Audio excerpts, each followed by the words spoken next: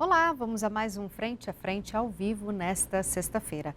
Hoje recebemos o Padre Paulo Castro, da paróquia Nossa Senhora das Lágrimas, de São José do Rio Preto, no interior paulista. Você é nosso convidado, você pode participar. Mande a sua pergunta, basta apontar a sua câmera para o QR Code que aparece na tela. Muito boa noite, Padre Paulo, seja bem-vindo. Boa noite, Ana, muito obrigado pela oportunidade. Boa noite também a Rosana, a toda a equipe da Rede Vida de Televisão e a você, telespectador que está nos acompanhando da sua casa. É um prazer, uma alegria estar aqui, que nosso encontro seja produtivo, esclarecedor, frutuoso para a nossa vida. Vamos falar sobre comunicação, evangelização. Começo perguntando o que é, então, Padre Paulo, a teologia da comunicação? Teologia da comunicação, em que consiste? Se nós pensarmos que a teologia é uma tentativa de um discurso racional que leve ao conhecimento de Deus, que é mistério, porque não se esgota em si mesmo, teologia da comunicação é compreender a comunicação à luz da revelação divina, não é?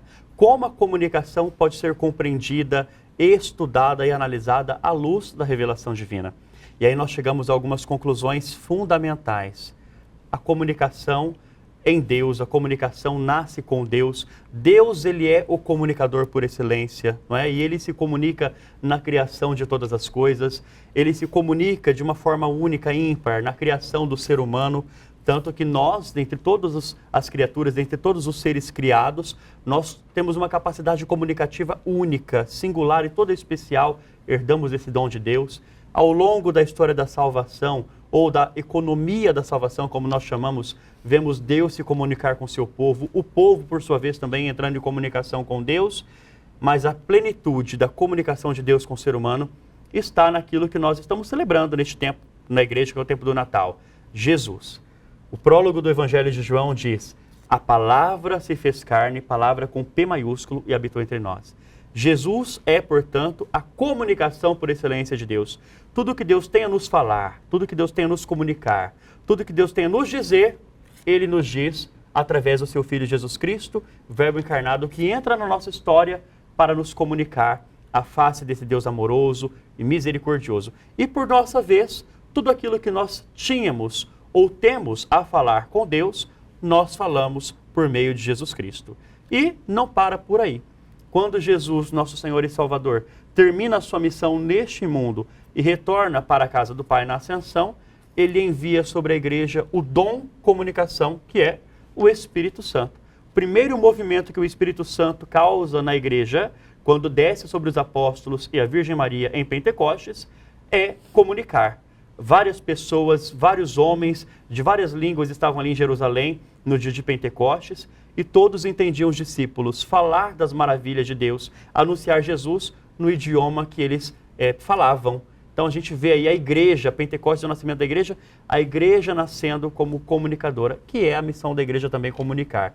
Então a teologia da comunicação, olha que rica, Ana, né? Não se falava isso até pouco tempo atrás, nos ajuda a compreender a comunicação, este elemento que é tão basilar, fundamental ao mesmo tempo, sob a ótica da revelação divina. Tempos atuais, era digital, como que essa comunicação, esse levar a palavra da igreja nas redes sociais, nesses movimentos, tem que tomar algum cuidado, padre? É importante para a evangelização, mas qual a medida, qual a balança? Muito boa a sua pergunta. Você falou da palavra da igreja, eu faço apenas uma correção, a palavra de Deus. Porque a igreja, ela não comunica uma palavra que é dela, mas ela comunica uma palavra que é de Deus. A igreja é a grande detentora, portadora, né, da revelação de Deus em Jesus Cristo, e a sua missão é comunicar esta revelação pelo tempo, pela história e pelo espaço. E quais os cuidados? Todos, porque o ambiente digital não pode ser concebido como uma realidade paralela, mas um espaço autêntico, onde as pessoas se encontram, onde as pessoas se relacionam, onde as pessoas questionam, onde as pessoas elas expõem a sua opinião, onde as pessoas querem também fazer ali algum tipo de experiência. E a igreja, com a sua sabedoria, com a sua prudência, ela tenta comunicar a palavra que é de Deus e da qual ela é portadora e deve passar para frente, da forma mais clara possível, da forma mais objetiva possível, para não levar à confusão, para não causar divergências, para não ser mal compreendida. E de outro lado, ela também procura comunicar nesse ambiente digital, dentro dessas plataformas e tudo mais, fazendo com que as pessoas, mesmo inseridas dentro dessa realidade, elas possam ter, nesta realidade, uma experiência de encontro com Jesus Cristo. Porque é uma realidade, como eu disse, não é paralela, é uma realidade única, e as pessoas estão ali, elas querem algo, elas querem se encontrar com algo, elas querem ser saciadas. E a igreja procura fornecer isso dentro desse ambiente. A senhora acredita que hoje é uma ferramenta importante? Sem dúvidas, com toda certeza. Nós não podemos prescindir desses meios digitais, não podemos prescindir dos meios de comunicação social.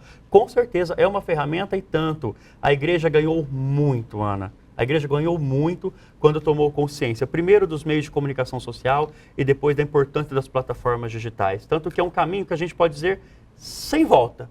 Uma vez que nós ingressamos nesse caminho, nos lançamos nessa aventura, agora é sem volta. O nosso trabalho consiste sempre em aperfeiçoar, em melhorar, em aprimorar, para que essa comunicação seja sempre feita da melhor forma possível. Vou chamar a jornalista Rosana Carvalho para participar da nossa entrevista. Boa noite, Rosana. Boa noite, Ana. Boa noite, Padre Paulo. E boa noite a todos vocês que estão nos acompanhando. Padre, o senhor fala sobre comunicação. Eu gostaria de saber do senhor como nós, comunicadores católicos, podemos comunicar para ampliar a mensagem do Evangelho. Vamos lá, Rosana. Olha só, o comunicador católico, ele tem princípio, seus princípios são cristãos católicos. É importante que ele esteja em sintonia com a fé que ele professa. Ele não pode comunicar de uma forma incoerente com a fé ou de uma realidade paralela. Pelo contrário, ele tem que estar comprometido com a sua fé. E segundo, num tempo onde a desinformação é muito grande, e nós vemos isso principalmente nas redes sociais, o comunicador católico precisa se empenhar lealmente em combater toda e qualquer forma de desinformação. Aquilo que a gente chama de fake news, está muito na moda falar de fake news no Brasil hoje, mas não só no Brasil, no mundo todo. O comunicador católico, ele precisa apresentar a verdade tal como ela é e ensinar as pessoas, principalmente as mais simples e humildes, que não dispõem do conhecimento necessário para chegar às informações verídicas, ele precisa levar lá esta informação a essas pessoas. Então, como? Estar em comunhão com a igreja, claro, a nossa mãe, a nossa mestra, combater a desinformação e sempre estar pautado naqueles valores que brotam do Evangelho de Jesus, a justiça, o valor do acolhimento, o valor do perdão e tantos outros que brotam da palavra de Jesus, que é o nosso grande mestre, o nosso mestre de comunicação. É ele, sem dúvidas. Padre, já que o senhor falou em desinformação, o que a gente vê no jornalismo, que a apuração é essencial, mas muitas vezes é mais difícil você conseguir deixar claro que aquilo era uma notícia falsa e provar qual é a verdade, porque dissemina. Como que a igreja faz esse trabalho? Quando sai muita notícia sobre o Papa. Hoje que a inteligência artificial, então, pulveriza de notícias, muitas vezes que não são verdadeiras. Mas até você conseguir falar que aquilo não é verdade, muita gente já se pertenceu da notícia e acredita. Ana, você sabe muito bem como que as informações, elas têm um ritmo, uma velocidade veloz. Muitas vezes nós não conseguimos acompanhar esse processo de difusão da mensagem. Nas plataformas digitais, nas redes sociais, isso tem uma velocidade avassaladora. Quando nós vamos nos dar conta, tem lá não sei quantos mil ou até milhões de compartilhamento numa informação. O Papa Francisco, coitado, fico com dó, que olha, eu nunca vi uma pessoa ser tão alvejada ou estar tão protagonizando tanta informação falsa. Qual que é o trabalho da igreja? Eu acho que qual que deve ser o trabalho de nós, jornalistas, né? Também sou formado em comunicação social, com habilitação em jornalismo. O nosso trabalho deve ser buscar, como a Ana bem pontuou, a apuração é fundamental no jornalismo, é sempre apurar o fato na sua raiz, na sua fonte. Então, se eu quero uma informação daquilo que o Papa disse ou do que o Papa não disse, eu não vou me pautar em terceiros, eu vou lá no portal da Santa Sé, Vatican News. Se eu quero ler algum documento que está sendo mal interpretado ou comentado nas mídias tradicionais, eu vou lá no portal da Santa Sé, acesso os documentos.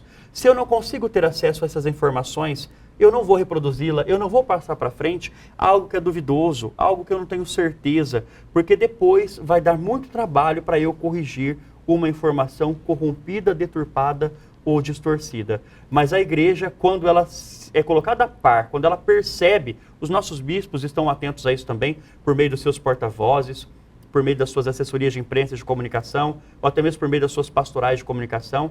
Quando a nossa igreja ela se dá conta de algo que está sendo distorcido, lá vai essas assessorias, essas pastorais, tentando esclarecer às pessoas que aquilo foi um engano, um grande engano, um grave engano, e apresentando às pessoas aquilo que realmente é real, aquilo que realmente é verdadeiro. Qual que é a importância, então, da ajuda dos leigos neste papel de mostrar que isso não é verdade? Vá descobrir onde está a fonte correta. O papel do leigo, eu acho que penso que a busca pelo conhecimento deve ser de todos, não é só do jornalista. O jornalista é o primeiro comprometido com a realidade dos fatos, o primeiro comprometido com a verdade, mas eu e você, todos nós somos comprometidos com isso. Então, o papel do leigo é justamente buscar esse conhecimento para não ser levado por opiniões, por visões ou por aquilo que ele ouviu dizer. Não, nós não podemos passar para frente aquilo que a gente ouviu dizer sem ter certeza.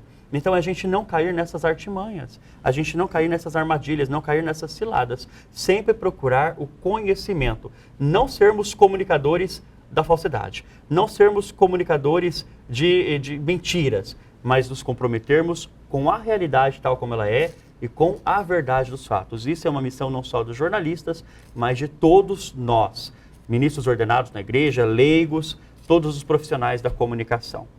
Vou chamar a Rosana, porque nós temos perguntas, a participação do público, e eu já convido o pessoal de casa para mandar pergunta para o senhor, e eu chamo a Rosana.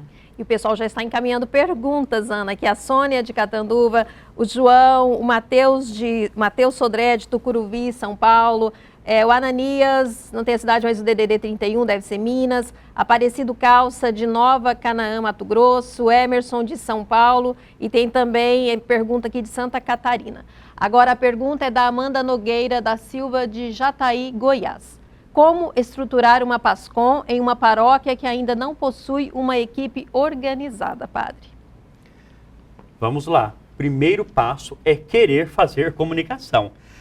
Qualquer trabalho pastoral numa comunidade precisa das pessoas reta intenção, boa vontade e certa disponibilidade. Afinal de contas, ela vai ter que trabalhar. E é um trabalho que é serviço, é dom, é oferecido gratuitamente e generosamente. Então, se a sua comunidade não conta com uma PASCOM, primeiro você precisa reunir pessoas dispostas a servir nesta área, neste âmbito da vida paroquial. Depois que se dispuser, não é, todos ali juntos, precisam sentar e ver quais são as prioridades da paróquia, quais são as necessidades da paróquia no âmbito da comunicação. O que a paróquia carece? À luz disso é que vocês vão fazer o planejamento. Vamos começar assim, vamos desenvolver deste modo, e a nossa meta é dentro de 3 meses, 6 meses, 1 ano, chegar a este objetivo. O trabalho da pastoral da comunicação nunca pode ser limitado somente à produção, senão a gente cai num funcionalismo muito grande, a gente se torna um funcionário do sagrado. Isso é um risco para padre, para diácono, para bispo. Não, nós não somos funcionários do sagrado. E os leigos dentro de uma comunidade também não são chamados a ser isso. Por isso que a pastoral da comunicação, ela se alicerça em alguns eixos que são fundamentais. O primeiro eixo é o eixo da espiritualidade. Nós somos servidores, nós estamos ali para servir. O nosso trabalho é servir por amor, gratuitamente, generosamente. Depois vem o eixo da articulação. Como eu vou articular os meus trabalhos dentro da pastoral da comunicação? Quem vai fazer isso, quem vai fazer aquilo, quem vai dar o comando, quem vai estar reunindo as pessoas. Depois vem o eixo da produção, né? Da produção. Então, tudo isso precisa estar muito bem organizado, muito claro, porque senão o trabalho da pastoral da comunicação vai ficar comprometido. Ele pode começar e não desenvolver ou fracassar logo de início. Mas primeiro passo, reúna as pessoas que estão dispostas a trabalhar com você no âmbito da comunicação dentro da vida paroquial. E depois vá procurar conhecer as prioridades e necessidades da sua comunidade. Vamos de perguntas, Rosana? Sim, a Sônia Fernandes de Catanduva, sua bênção, Padre Paulo. Quero parabenizá-lo pelas palavras e aproveito para perguntar como está sendo trabalhada a pastoral da comunicação na Diocese de São José do Rio Preto. Hoje, a pastoral da comunicação na Diocese de São José do Rio Preto, ela faz parte de um guarda-chuva, vamos dizer assim, de uma dimensão maior, que é a dimensão comunicação e educação. Como que nós estamos organizando aqui a pastoral da comunicação? Eu sou o assessor da pastoral da comunicação, dou suporte ali no âmbito espiritual, não é? Nós temos 2 coordenadores, Fabiano Tani e André Botelho. Inclusive, André Botelho é o assessor de imprensa da nossa Diocese de São José do Rio Preto. E o nosso trabalho consiste em quê? Em animar os agentes da Pastoral da Comunicação nas diversas comunidades e paróquias da Diocese. Por isso que no ano nós temos visitas, nós mesmos da coordenação diocesana, nós vamos até as foranias da nossa Diocese. A nossa Diocese tem 8 foranias, nós nos encontramos em uma paróquia da forania para nos aproximar mais dos agentes. Antes nós concentrávamos tudo em São José do Rio Preto, num lugar. Muitos agentes que moram distante não conseguiam vir. Agora nós vamos até eles. Lá, por exemplo, nós vamos fazer um trabalho agora no primeiro semestre de distribuir a mensagem do Papa para o Dia Mundial das Comunicações, mensagem que vai ser solta no dia 24 de janeiro. Memória de São Francisco de Sales, patrono dos escritores e jornalistas católicos. Nós vamos, nas visitas à forania no primeiro semestre, levar essa mensagem, estudar essa mensagem, trabalhar, fazer propostas para eles celebrarem o Dia Mundial das Comunicações, que vai ser no domingo da Ascensão do Senhor, perto ali do encerramento do tempo da Páscoa. Além disso, nós temos também, a gente vem pensando em fazer um grande fórum de comunicação com formação teórica e formação prática, proporcionando diversas oficinas. Esse é o nosso trabalho, é como a gente tem pensado a Pastoral da Comunicação na Diocese de São José do Rio Preto a nível diocesano. Padre, de que forma a comunicação auxilia nesse diálogo interreligioso? No diálogo interreligioso, propriamente com outras religiões, não é, Ana? Isso mesmo, sim. Diálogo interreligioso. De que forma a comunicação auxilia? Nós precisamos saber, não é, que a nossa sociedade, o mundo que nós vivemos é plural, é diversificado. As diferenças não devem nos separar, pelo contrário, as diferenças devem nos unir. E quando há o desejo sincero de um diálogo autêntico, um diálogo que não vai ser provocador, que vai cutucar e levar o outro à ofensa, à troca de ofensas, nós podemos trabalhar por aquilo que é que pode nos unir, algo em comum. Eu sempre dou algum exemplo, seja no âmbito religioso, interreligioso, ou no âmbito do ecumenismo, que é a comunicação entre comunidades cristãs. A busca pela transformação da sociedade, a busca por justiça, a busca por dignidade de vida, a busca pelo desenvolvimento integral das nossas crianças, dos nossos adolescentes, jovens e adultos. Isso deve nos unir. Não são as diferenças que devem nos impedir de trabalhar por essas coisas que são fundamentais na sociedade. Então, repito, quando o diálogo é sincero, né, a busca pelo bem comum é autêntico, a comunicação nos une, porque nós deixamos de lado aquilo que nos diferencia, nos distancia e passamos a nos unir por aquilo que é comum e que possa contar com a nossa colaboração para transformar a sociedade. Com essa mensagem de união, nós vamos para um breve intervalo, mas a gente volta já já. Aproveita para mandar a sua pergunta para o Padre Paulo. Até daqui a pouco. Voltamos ao vivo nesta sexta-feira, 10 de janeiro, com o Padre Paulo Castro e você é nosso convidado. Mande a sua pergunta, participe do programa. Basta apontar a câmera do seu celular para o QR Code que está aparecendo na tela. Padre, vivemos tempos difíceis com a pandemia, de muitas perdas, dores, mas também de aprendizado. O que a igreja aprendeu neste período de pandemia no âmbito da comunicação?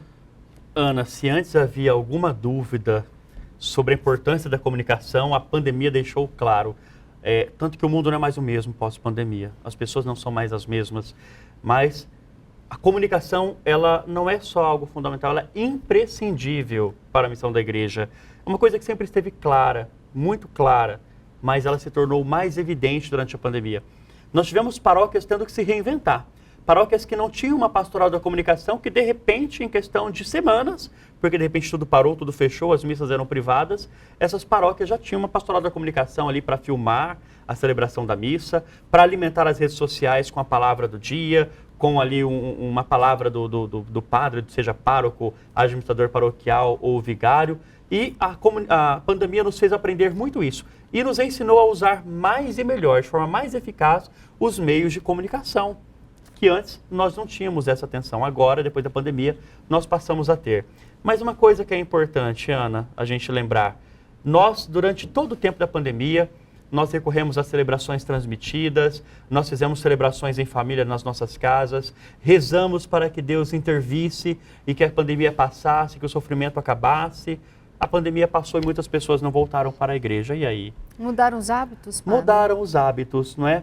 Então, veja, uma coisa é a necessidade. Se fez necessário assistir uma missa pela televisão, não estou dizendo que não tem que assistir missa. Hoje eu rezei no Santuário da Vida, na Rede Vida, muita gente acompanhou. Assistam a missa. Assistam a missa, mas vão à igreja participar da missa, não é? O efeito da celebração está ali em loco, no lugar onde a celebração está sendo realizada. Então, assista sim a missa. Eu conheço pessoas e é valiosa, preciosa essa atitude, que acompanham a missa, que assistem a missa no Santuário da Vida todos os dias, em outros canais católicos, participam, mas no final de semana vão à missa, porque sabem, não, agora tem que ir na minha comunidade, tem que participar. Isso não pode ser substituído.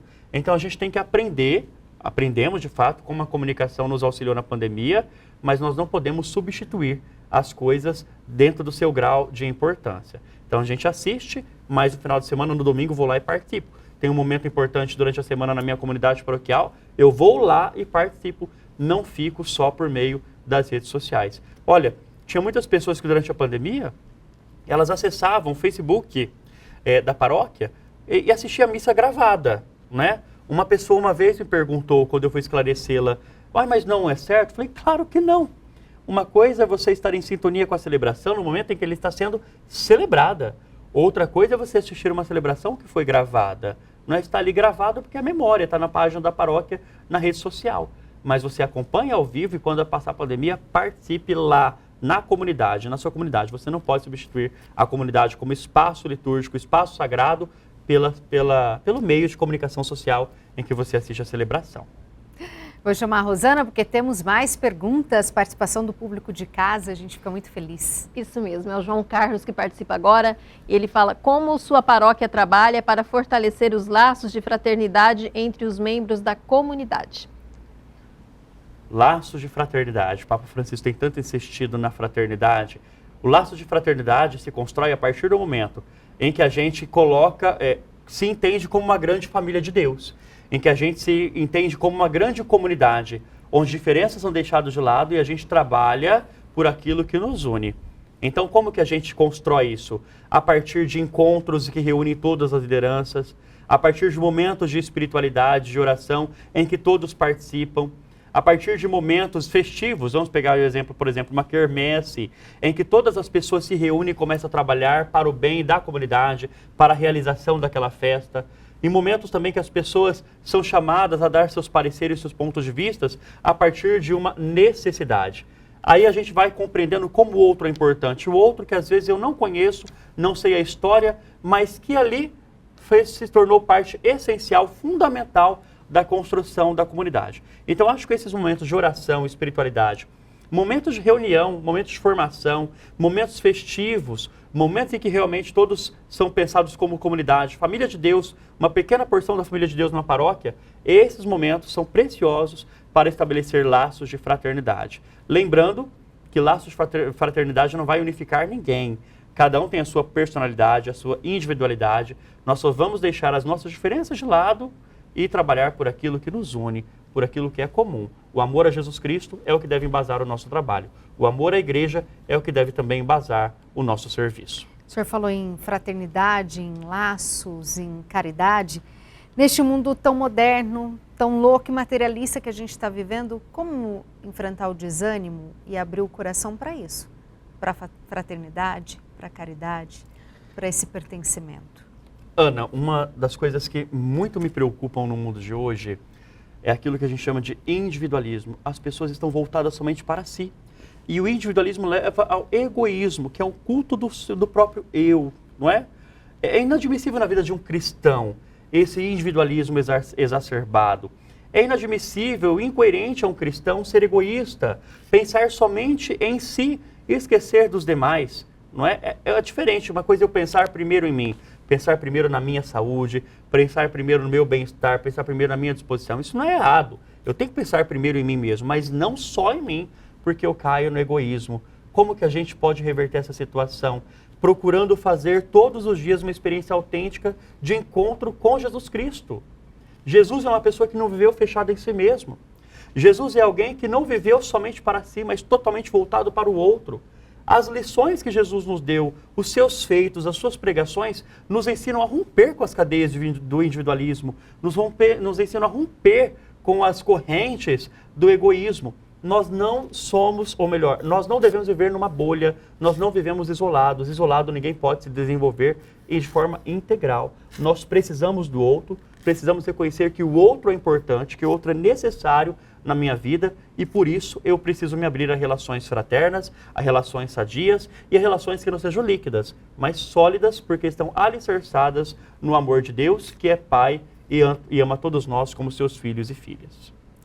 Rosana, temos perguntas de São Paulo? Temos Tucuruvi, São Paulo, Mateus Chimizo, Sodré. Padre Paulo, sua bênção. O senhor poderia compartilhar uma experiência pessoal que fortaleceu sua fé? Mateus, Deus te abençoe. Sim, recentemente terminei a missa de finados na minha paróquia no dia 2, né, o dia de finados foi do ano passado. Entrando no carro, se aproximou uma moradora, uma pessoa em situação de rua. E na hora, né, eu pensei, vou manter os vidros fechados, porque com certeza vai me pedir dinheiro. E aí ela se aproximou e eu não me vi em outra alternativa abrir os vidros. E de repente eu comecei a conversar com aquela mulher, né, moradora de rua, usuária de crack, tem filha, mas não tem contato porque não quer que a filha veja na situação. Quer sair da situação também, tanto que eu a orientei na conversa a procurar um tratamento. Mora com uma outra, né, pessoa, então é uma situação ali de homossexualidade, tem atração pelo mesmo sexo. E como que eu saí daquela conversa? Depois eu saí, né, falei para as pessoas, Deus aquele dia me visitou numa moradora de rua, numa homossexual e numa viciada em entorpecente. Deus me visitou. Eu saí daquela conversa e para as pessoas com as quais eu me encontrei naquele final de semana, eu falei, olha como Deus nos surpreende. Eu aprendi que família tem que ser amada. Eu aprendi que se a gente tem que fazer algo por alguém, a gente tem que fazer quanto antes, não poder deixar para depois. Aprendi que se a gente precisar iluminar a vida da pessoa, que a gente seja uma luz brilhante, não uma luz fraca que não vai iluminar verdadeiramente. Aprendi que muitas pessoas que estão nessas situações querem sair, mas muitas vezes não encontram apoio para sair dessas situações de trevas. Eu aprendi também a dar valor nas pequenas coisas da vida. Por exemplo, numa ligação com a minha mãe. Minha mãe mora lá na Bahia, né, em Guanambi. Um abraço, pessoal de Guanambi, na Bahia, quem estiver nos assistindo lá no estado da Bahia.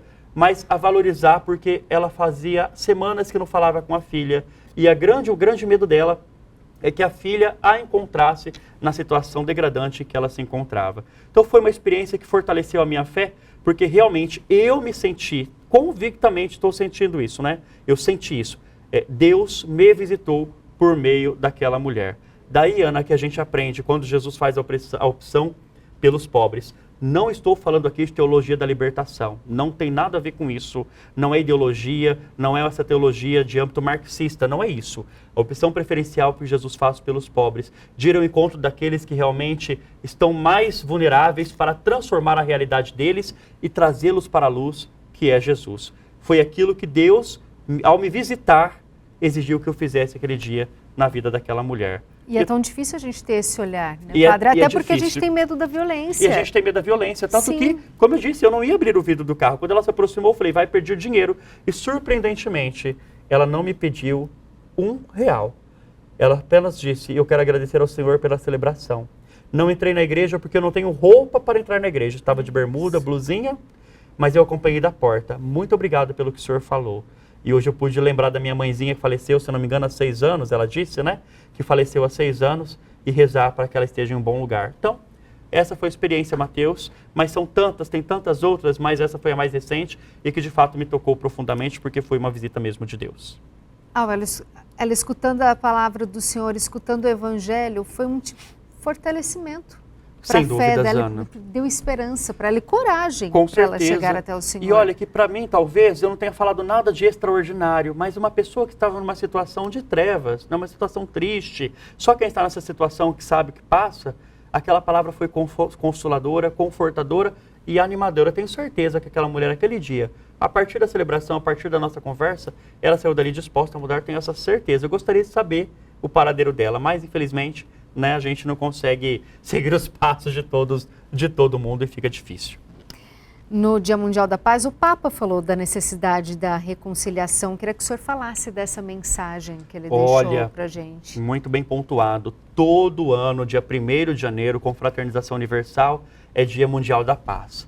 Na igreja nós celebramos a memória, a festa, na solenidade, na verdade. Santa Maria, Mãe de Deus, o dogma mariano da maternidade divina de Maria. Maria que é Mãe de Deus, porque Jesus, desde o primeiro instante da sua concepção no ventre de Maria, é Deus, Deus feito homem. E o Papa, por ocasião deste dia, que é o Dia Mundial da Paz, todo ano ele solta, né, uma mensagem para iluminar a humanidade naquele ano civil que está começando. E neste ano, o Papa Francisco trouxe uma mensagem voltada ao perdão e suplicando a paz. Perdoa-nos as nossas ofensas, concede-nos a tua paz. Esse é o tema da mensagem.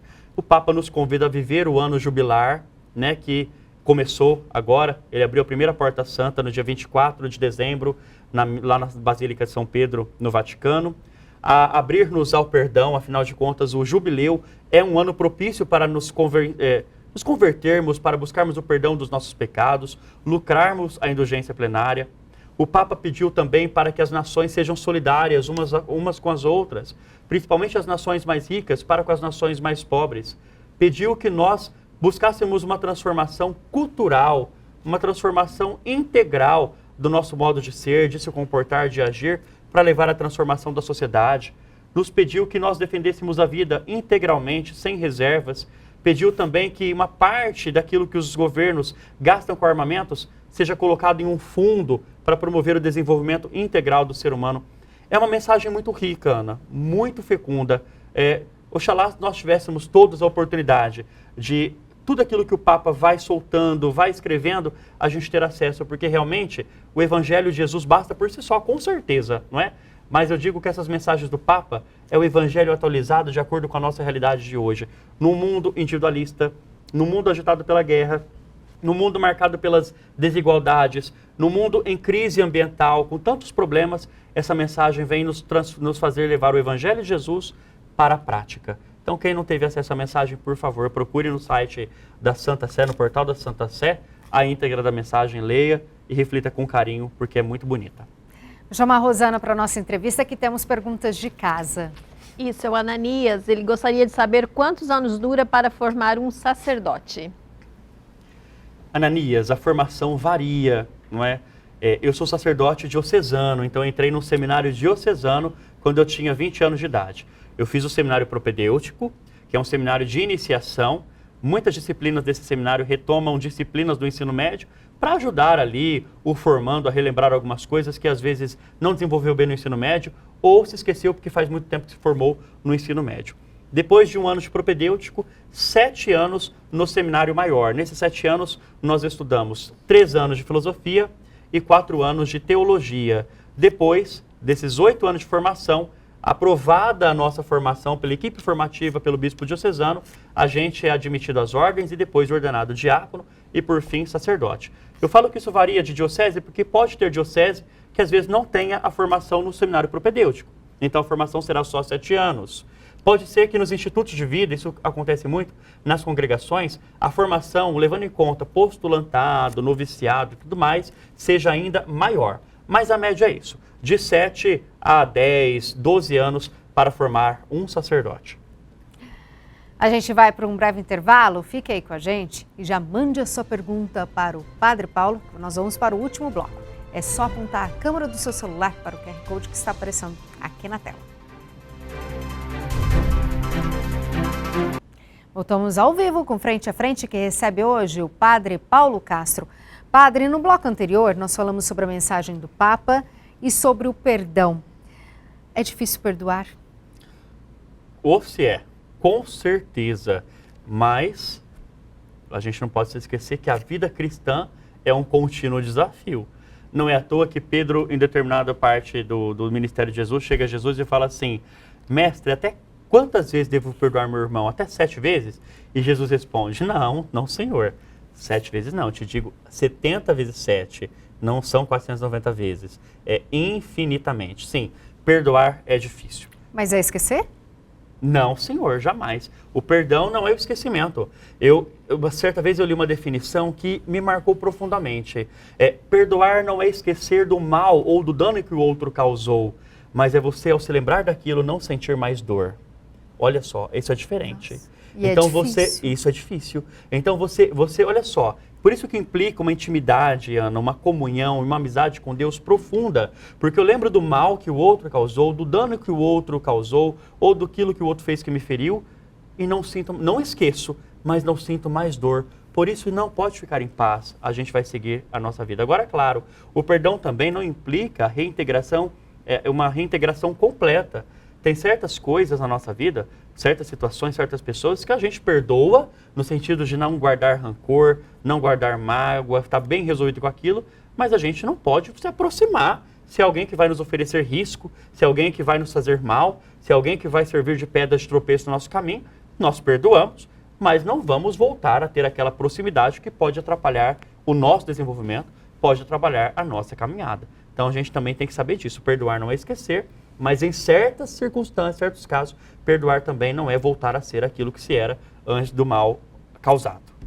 Vamos para perguntas com a Rosana, porque temos participação do Mato Grosso. Olha. Isso mesmo, Nova Canaã do Norte, o Aparecido Calça. Ele pergunta qual seria a melhor forma de comunicar com os jovens de hoje. Sou catequista de Crisma.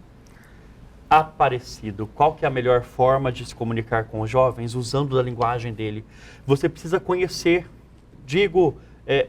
aquilo que o mundo jovem hoje tem vivido. Você precisa conhecer quais são os anseios dele, precisa conhecer a linguagem com a qual eles se comunicam. Você precisa se inserir dentro dessa realidade para ir transformando aquilo que precisa ser transformado, de dentro para fora. Olha, é muito desafiador quando nós temos catequistas que são lá mais meia idade, idosos, e uma turma de crisma bem jovem, porque há um espaço muito grande de idade, não há comunicação. Lembremos-nos que a comunicação ela só é eficaz quando dentro do diálogo, dentro da comunicação, do processo comunicativo, todos se compreendem porque falam a mesma linguagem. Se há um que não fala a mesma linguagem, essa comunicação vai ser corrompida.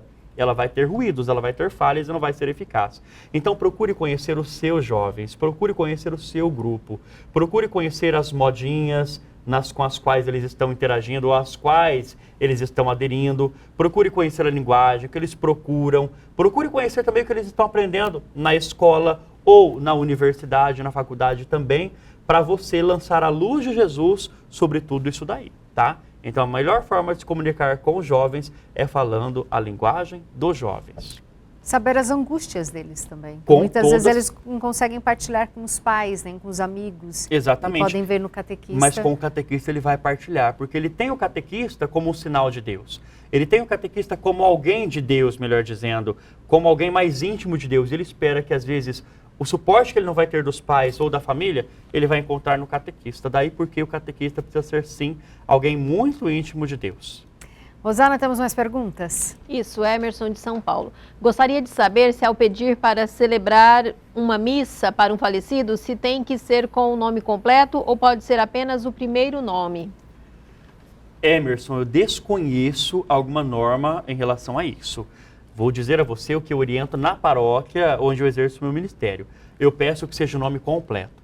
Porque se for rezar lá para uma falecida, vamos supor, Maria, Dona Maria, quantas Donas Marias não existem numa comunidade? Quantos seus Josés não existem numa comunidade? Então pode soar estranho, levar as pessoas a acharem que é uma pessoa e é outra. Então eu sempre peço o nome completo do falecido, tá bom?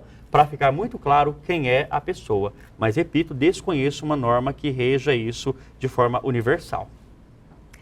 Vamos para Santa Catarina agora, Rosana? Isso, é o Frank Ramos de Passo de Torres.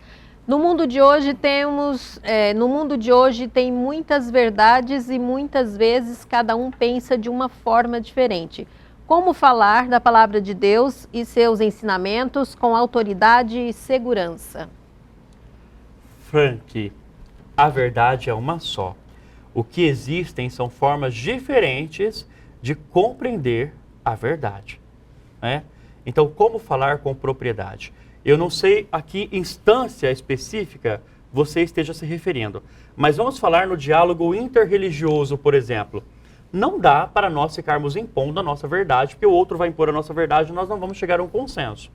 No diálogo ecumênico, também não dá para eu querer impor a minha realidade católica, porque o outro vai querer impor a realidade da comunidade eclesial a que ele pertence e eu vou discordar. Então, veja, a verdade é uma só para nós, a verdade é Jesus Cristo. E tudo que a igreja professa a partir dele está na doutrina da igreja. E a doutrina da igreja é sempre embasada na Sagrada Escritura, em primeiro lugar, na tradição e, por fim, também no magistério. Lembrando que para nós, a fé da igreja é embasada nessa tríade, Sagrada Escritura, tradição e magistério. Conhecendo o embasamento nesses três elementos, nós estaremos bem capazes de defender a verdade que a igreja defende, professa, crê e comunica nesses seus 2000 anos de história. Vamos a mais perguntas do pessoal de casa, agradecendo já a participação de todo mundo. Isso mesmo, agradecendo aqui o Orlando de Ituverava, São Paulo, Oswaldo de São Paulo, Clarice Amaral de Dracena, o Oswaldo também de São Paulo, Adriana Zanetti de Marília e aí vai. A Giovana do Rio de Janeiro, ela pergunta: como posso lidar com os problemas da vida de forma leve?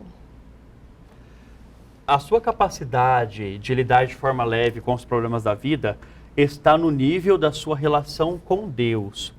Nós, anteontem, nos foi proclamado na liturgia o Evangelho da Barca. Jesus partilhou ali, multiplicou os pães para uma multidão formada por 5.000 homens, depois pediu que os discípulos seguissem à sua frente para outra margem do mar, enquanto ele despedia a multidão.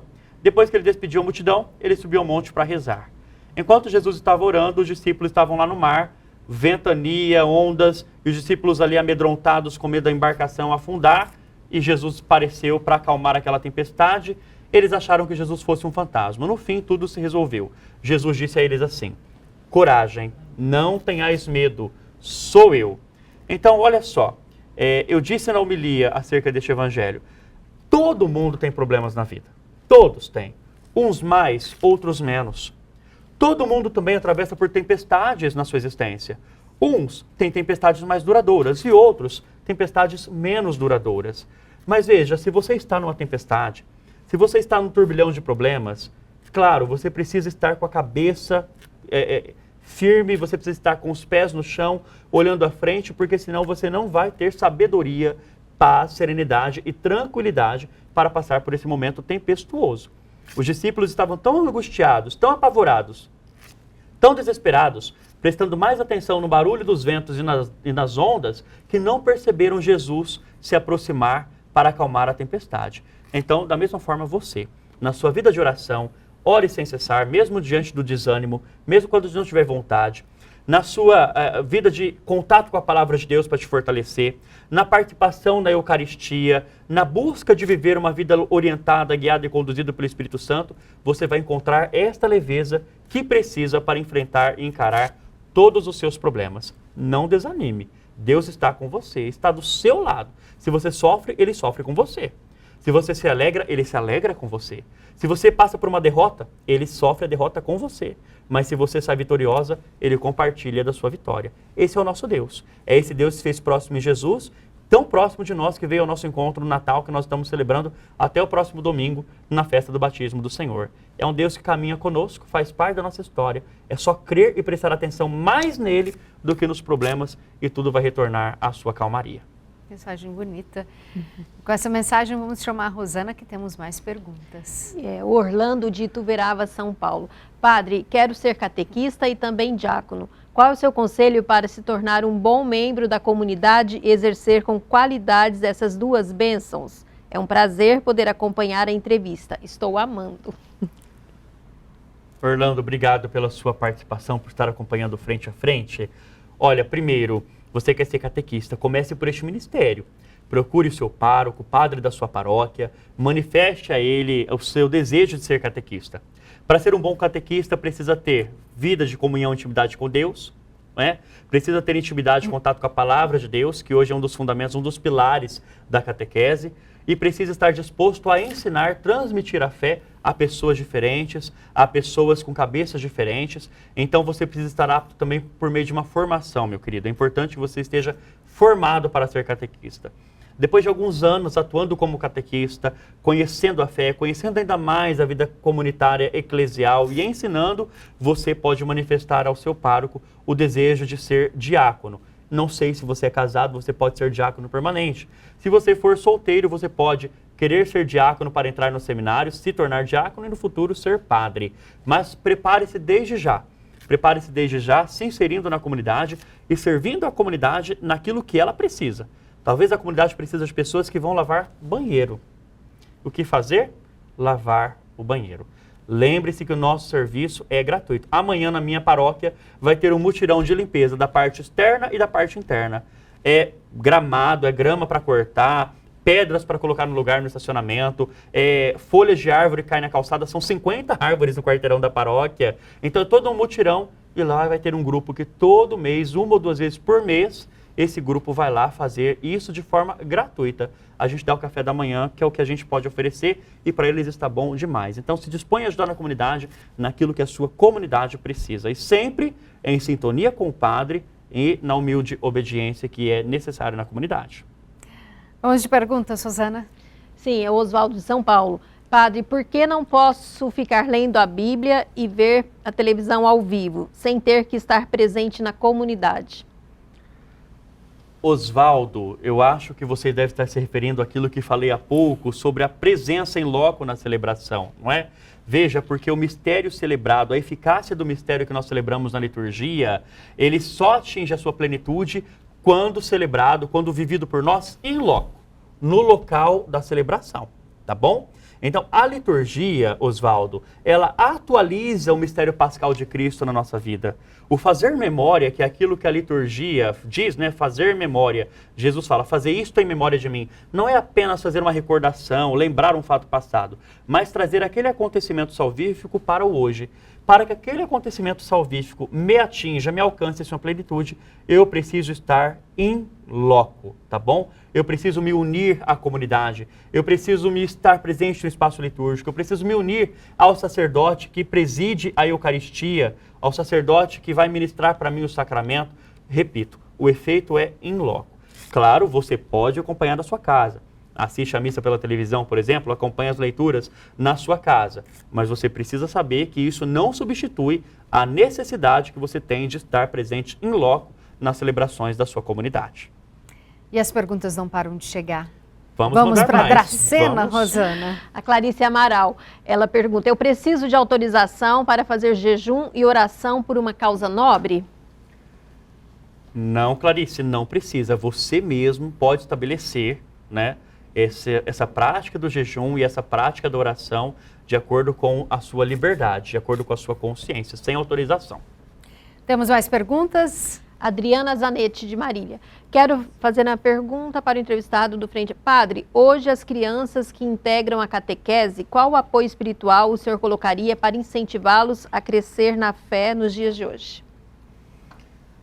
Interessante a pergunta, porque muitas crianças hoje chegam à catequese e não sabem rezar, por exemplo, a oração Santo Anjo do Senhor, que é uma oração simples. Eu lembro quando eu comecei na catequese, lá com os meus 10 anos, eu sabia rezar Pai Nosso, sabia rezar Ave Maria, sabia rezar Salve Rainha, tanto que o meu catequista fez uma vez uma espécie de campeonato de oração, não me esqueço disso, e graças a Deus aquela ocasião eu ganhei, né? Mas assim, hoje nós temos crianças que chegam à catequese que não sabem balbuciar Ave Maria, falta o testemunho dos pais. Então, primeiro, se preocupe em ensinar as crianças a rezar. Ensine mesmo, ensine o que é o Pai Nosso. Não é só ensinar a oração, mas o sentido da oração. Ensinar o que é a Ave Maria, o sentido da oração. Ensinar o que é o Santo Anjo, ensinar a oração. Ensina a criança a rezar. E para os catequizandos da Crisma, os crismandos, eu sempre oriento que os catequistas insiram os crismandos em alguma pastoral da comunidade. Enquanto faz a catequese da Crisma, direcione o crismando para alguma pastoral. Fale para ele da pastoral do dízimo, fale para ele da pastoral do batismo, fale para ele da pastoral da comunicação, falamos no primeiro bloco sobre a comunicação, fale para ele da pastoral litúrgica e exija, no bom sentido do termo exigir, nada forçado, pelo amor de Deus, mas que ele se insira em algum âmbito da vida comunitária. Senão, quando ele acabar a Crisma não vai ser para ele o sacramento do assumir, mas do sumir, e você não pega ele nunca mais. Padre, falando no papel da família, Então, qual é o nosso papel como educadores, como pais, para inserir essa criança, mas também fazer com que esse jovem permaneça? Exato. João Paulo II falava que a família é a igreja doméstica, e até hoje a gente continua com essa expressão. A família é a igreja doméstica, é uma extensão da igreja como comunidade paroquial. E ali na casa que deve começar a catequese. Às vezes a gente pergunta, quem são os catequistas das crianças? Os primeiros catequistas. Os primeiros catequistas das crianças não são os catequistas da comunidade, são os pais. Então o pai que não reza, o filho não vai aprender a rezar. O pai que não vai à missa de domingo, dia do Senhor, dia consagrado a Deus, dia de descanso, o filho não vai aprender. O pai que não mostra para o filho a importância de se envolver na comunidade, numa pastoral, num grupo, numa equipe, num movimento, o filho também vai achar que não precisa se envolver com nada. E hoje, como nós carecemos, Ana, nas nossas comunidades, de pessoas que se envolvam, que tenham compromisso. As pessoas querem participar da missa, a gente agradece a Deus por isso, não é? Mas elas querem se sentar no banco, participar da missa e depois levantar e ir embora. Quando a comunidade precisa de gente para coordenar, de gente para liderar, de gente para servir. Ai, padre, mas eu vou liderar, vou coordenar, vou servir, vou ter muitos problemas. Mas qual instância da nossa vida não tem problema? Esse catolicismo light, esse catolicismo soft que muitas pessoas têm vivido, não vai levar as pessoas para o céu. A gente precisa se comprometer. A gente precisa sim. A gente vai lidar com os problemas de forma leve, calma, serena e tranquila. Mas a gente precisa se comprometer. Então o testemunho dos pais é fundamental, é capital para ensinar os filhos a trilharem o mesmo caminho. Mas não tem que ser feita à força, tem que mostrar o sentido. Ai, vamos à missa. Por que tem que ir à missa? Por que tem que ir? Não. Porque hoje é dia do Senhor. Esse dia foi feito para nós. Hoje a gente descansa porque o dia foi feito para nós. A gente tem que consagrar esse dia ao Senhor. A missa é a oração mais perfeita. Na missa a gente vai ouvir a palavra do Senhor. Na missa a gente vai receber Jesus presente no pão e no vinho consagrados. E toda uma linguagem própria que vai mostrando para a criança e para o adolescente e para o jovem, por que não, o sentido daquilo que ele está sendo levado a fazer. Senão, vai virar mera obrigação, ele não vai se cativar por aquilo, vai sumir, ou quando não, ele vai apenas cumprir por mero preceito. Aí já não tem sentido. Padre, nós chegamos ao fim da nossa entrevista. Eu peço que o senhor deixe uma mensagem para quem... Passa muito rápido. O senhor ensinou muito a gente hoje. Muito obrigada por suas palavras. Deixe uma mensagem para quem ficou com a gente nesta sexta-feira à noite. Vamos lá. A mensagem, Ana, é de comunicação, é de esperança? O que você prefere? Porque é tanta... O que vier do coração do Senhor. O que vier do coração. Gente. Então nós estamos começando o ano de 2025. E normalmente a gente pede assim, que este ano seja melhor que o ano que passou. Não. Que nós sejamos melhores no ano que está começando. Nós é que precisamos melhorar e temos muito a melhorar. Nós que precisamos mudar e temos muito a mudar. Então que nós sejamos homens e mulheres realmente de bem, que semeiam bem por onde passam. Que nós sejamos homens e mulheres que amem verdadeiramente. São João está nos enriquecendo nesta semana, na primeira leitura da liturgia, com uma homilia sobre o amor. Quem ama conhece a Deus e nasceu de Deus. Quem não ama não conhece a Deus. E ele vai nos dizer também, como pode alguém dizer que ama a Deus a quem não vê, mas não ama o irmão a quem vê? É impossível falar que ama a Deus se não ama o irmão. Que a gente possa viver este amor puro, perfeito, que é o amor que Deus tem por nós e que se manifestou na encarnação do seu Filho, nosso Senhor Jesus Cristo. E que nós sejamos homens e mulheres de paz, nos pequenos gestos, nas pequenas ações, que nós sememos a paz. Chega de conflito, chega de divergência, chega de discórdia. Já basta isso no mundo lá fora. Sejamos homens e mulheres comprometidos com a paz, fazendo a diferença nas pequenas palavras, nos pequenos gestos e nas pequenas ações. Deus é conosco e tudo isso um dia vai ter sentido pleno na nossa vida.